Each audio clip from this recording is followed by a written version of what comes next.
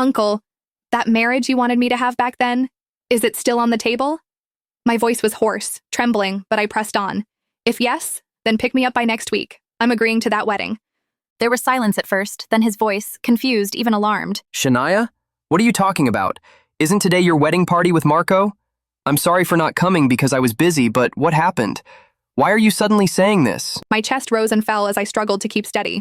Because for the second time, he postponed our wedding ceremony. For Camille. So I'm done. I heaved. He's never going to choose me again, so please, see me by next week, Uncle. I'll do everything you want me to do if you pick me up from this misery. Before he could respond, I ended the call. The weight of those words clung to me like lead, but there was also a strange kind of release, like finally cutting free from chains I had worn for too long.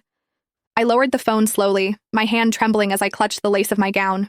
Around me, the garden lights still twinkled, strung across branches like stars. The roses and lilies we had chosen together lined the aisle, their fragrance heavy in the night air. Tables were filled with food that no one touched, champagne glasses half empty. And yet, there was no groom.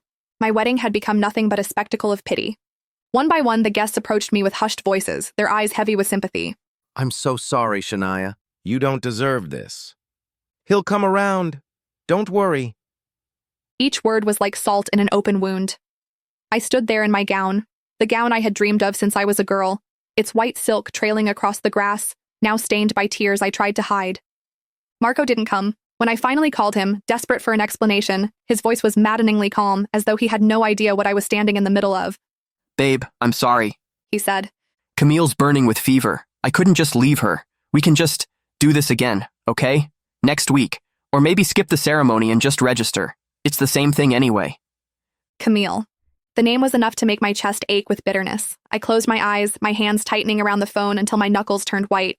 For 20 years, Marco and I had been the perfect childhood couple. Everyone knew it. Everyone expected us to marry once we turned 25. It was supposed to be fate, our destiny, and it almost happened. A year ago, the wedding was already planned. I had my gown, my vows, my entire life laid out in front of me. But then Marco went on that cursed cruise. The accident left him broken, missing for months. When he finally came back, he wasn't alone. He came back with Camille, the woman who had saved him, cared for him while he recovered. And because of that, his family insisted she stay, that the debt must be repaid.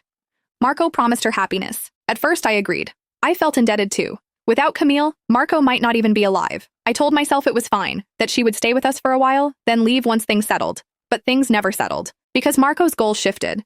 It was no longer about us, about our future. It was about her, Camille.